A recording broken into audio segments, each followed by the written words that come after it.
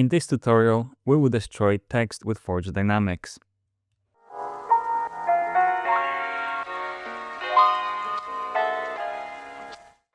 Working with text in Forge Dynamics presents quite a few challenges and allows you to make some really cool animations very quickly. So let's dive in and explore how we can modify text using fields. So I have a simple composition setup, about 240 frames long, and let's make a Forge Dynamics animation that involves text. If you want to follow along, go to Lorem Ipsum website and simply copy this first paragraph so you've got exactly the same text that I'm using. Now, back in Cavalry, we need to create a simple text shape and copy and paste our Lorem Ipsum text. Let's format it a little bit. And I'm going to use about 50 on the font size, Arial as a font, and I'm just going to space this out so we've got plenty of the text on the screen. Something like this will do. And I'm going to change the font to black, and this will be our starting point. So let's put this inside Forge Dynamics. Go back to frame 0, press play, and we've got text animation. So in the default settings, this is really impressive. All the individual characters are bouncing around and the whole thing renders pretty quickly. So let's explore how we can direct this a little bit. So in Forge, open the Bodies tab and let's open the text properties. So to improve the quality of your animation, you can change the collision shape type from box to simple polygon or complex polygon. But that will increase our render time as we are dealing with quite a lot of shapes. What I'm interested is the level mode at the bottom. So at the moment, this whole thing is set to characters, but let's switch it to words and see what happens. Press play, and now every word acts as like a little box, so they bounce around and essentially move each other. And if we switch this to lines or duplicator, go back to frame 0, press play, as expected, the lines are essentially acting like long rectangles. So I'm going to switch the text to characters, and what I'm going to do is add a simple box, and I'm going to position the box at the bottom, go to Forge, Bodies, drop our box in here, and in the box settings I'm going to change the body type to still. From frame 0, press play, and as you can see, our text will interact with other objects inside Forge, even when they are set to still. So in this case, this box essentially prevents everything from falling down, and you can see that some of the letters are actually getting underneath our box itself. So this is pretty cool. So let's make a little bit more complex example that you have seen at the beginning of this video. So I'm going to delete my rectangle, and what I want to do is essentially animate individual lines, simply fade them upwards, and then create the whole Forge Dynamics animation where they fall down to the bottom of our composition. So let's turn off the Forge, turn on the text layer, and simply add the auto animate. Press play, and we've got animation, which is basically the letters falling down, which is what we want. So let's direct this a little bit. So auto animate tool is pretty cool because you can easily animate shapes, and that works really well with text layers. So what I want to do is change the drift angle and distance from top to bottom to 180 degrees. Then go to timing, change the timing mode from random to normal, press play, and we've got our animation working perfect. And you can customize this even more. So for example, I'm going to change my time offset to about 7 frames. And let's animate the graph a little bit by using the Bezier interpolation and just making it a little bit more snappy like this. Press play and we've got our text popping up. Perfect. So now turn off your text layer, go to Forge, go to frame 0, press play, and nothing is happening. So the reason for this is that Forge is its own system. So you can see the preview of our shapes. They essentially fallen down as expected. All of them are kind of scrambled up, but we don't see them. So once you put something into Forge at the frame 0, this will be the object that will be animated inside the Forge system. So at frame 0, if I turn on the layer, we can't see anything because auto animate is essentially fading our letters. So what I want to do is to start the Forge animation after my main animation is finished. So let's pick an even number, maybe around 30. Move this keyframe to 30. And what we can do is select your Forge Dynamics, hide your text layer, and what we can do is set the start frame on the Forge system to frame 30, which will mean that the Forge Dynamics simulation will kick in once our text animation is done. So go back to frame 0. Let's press play. And something happened, but it's not what we expected.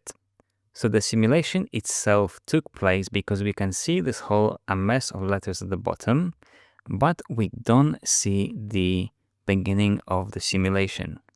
So what is happening is that we have Forge Dynamics system in place, but our animation is finishing around here. So for this period of time, the Forge is doing nothing.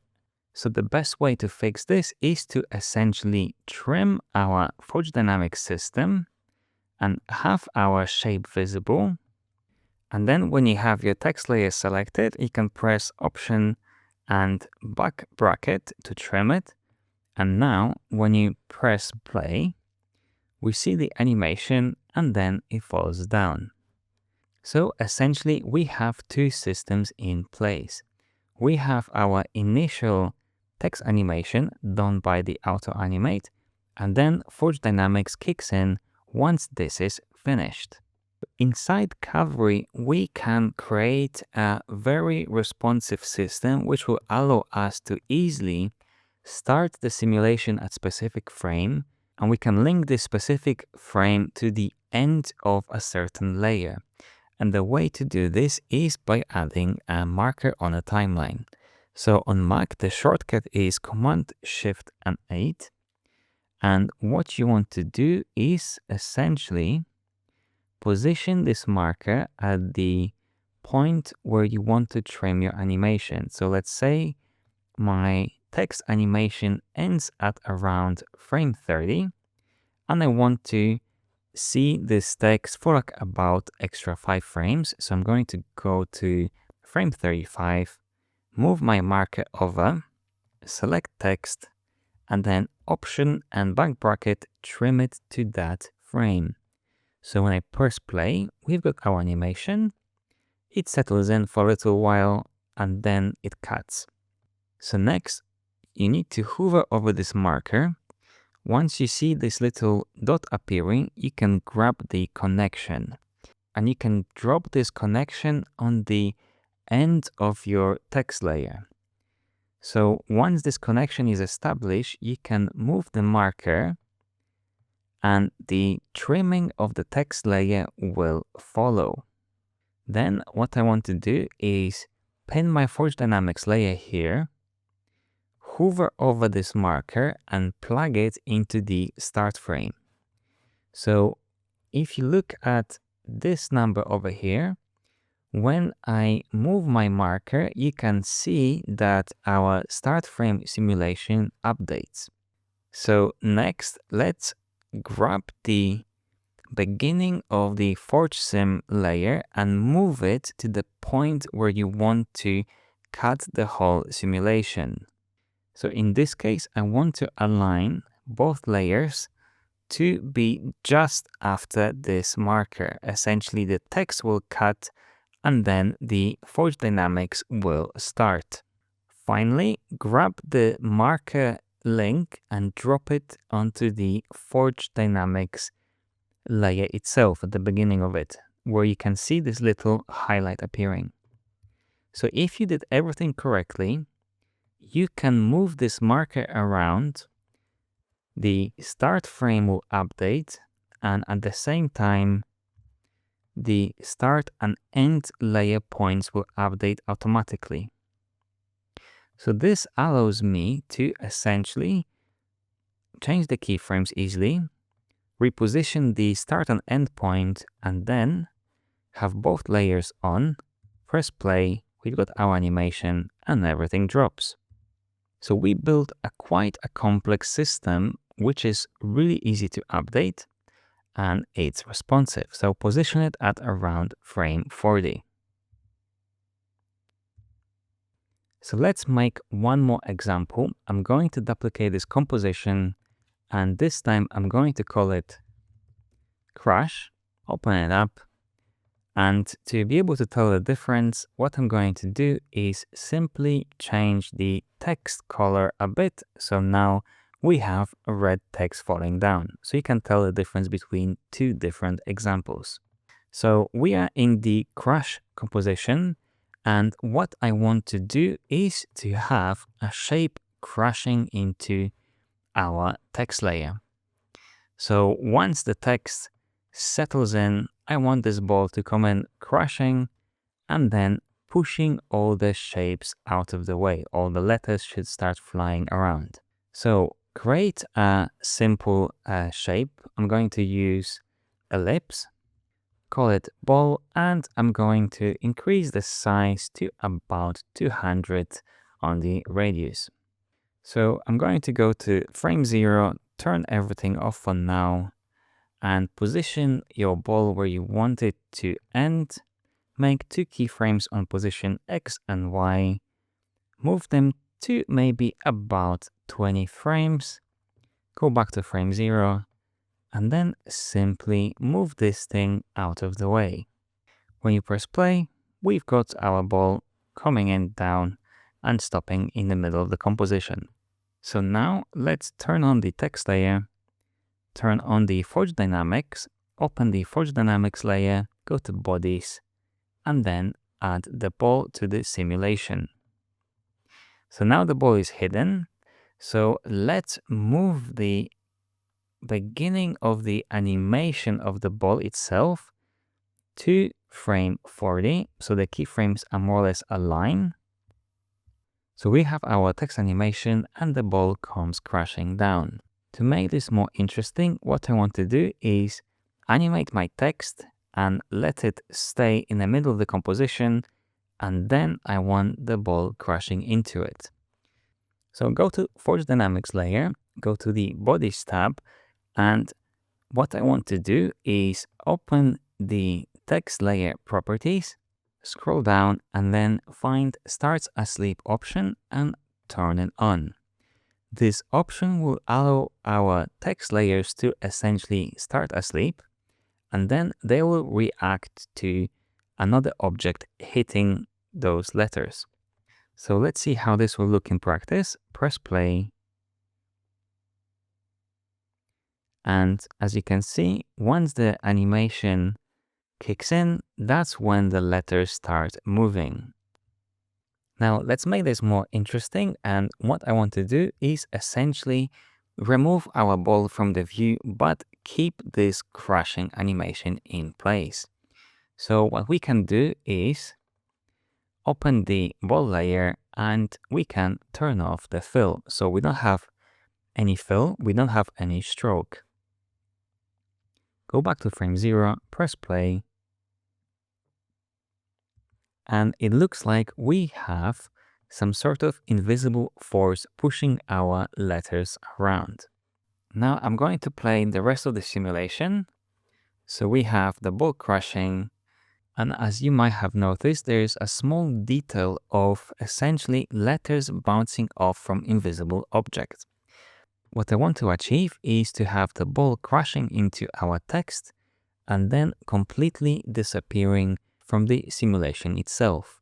Because at the moment, you can still see rough outline of our ball over here. So let's select the ball layer, turn on the fill so we can see what we're dealing with. We have our simulation, and we essentially want to kill this layer after a certain number of collisions. So make sure your Forge Dynamics layer is open, select the ball, open the settings itself, and I'm going to scroll all the way to the bottom. Individual bodies inside Forge, they can have their own constraints and collision events. So let's add a body setting collision event only to the ball itself, to the ball layer. So open this new collision event that we just created, and this collision event allows us to set a different settings based on the collisions. So what we can do is, for example, kill on the collision, turn it on. So press play and let's see what happens. And now our ball just bumped into our text layers over here, and only a portion of them was affected by our simulation, which is pretty cool. But what I want to achieve is for this ball to come right around here, so our effect will be much greater. So what we need to do is use the specific collisions number. So this setting over here allows us to specify which collision number will trigger these settings. So right now we're killing our object on collision. So if I change this number from 0, which means the very first collision, to something like 4, go to frame 0, press play, wait for the ball, and as you can see, it travels much further. So you can play with the settings on and on. And for example, I'm going to try maybe collision number 12. Go to frame 0. And I'm really happy how this looks. And let's turn off the ball fill. So remember, we are only using the shape itself, the actual vector path, because we don't have fill or stroke turned on. Go to frame 0, press play. And now this is much more interesting and more stylish because we actually control how the simulation behaves once the ball hits our letters inside the Forge Dynamics simulation. Hopefully this gives you some cool ideas how you can combine body settings collision events with Forge Dynamics and actual keyframe animation to create some unique setups. Thanks for watching.